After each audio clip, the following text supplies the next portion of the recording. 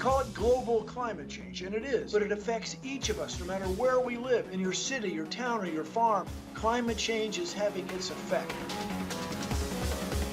The more people we are on the planet, the less resources there are for each of us. In my lifetime, we've eradicated 2/3 of wildlife on planet Earth. Almost like a mind-boggling scale of loss of life.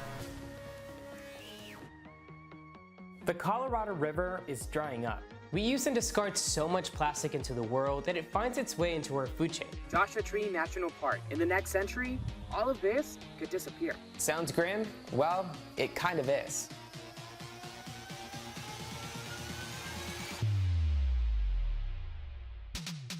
I want to build a compost site and help that community stand on their feet. That's what Compost Power is about. It's about just giving the power to the people. I think really we are in the situation that Noah was in. And the question now is, what can we save? How else can I give back? How else can I make my energy matter? We as tribal people, we're very dedicated to our homeland.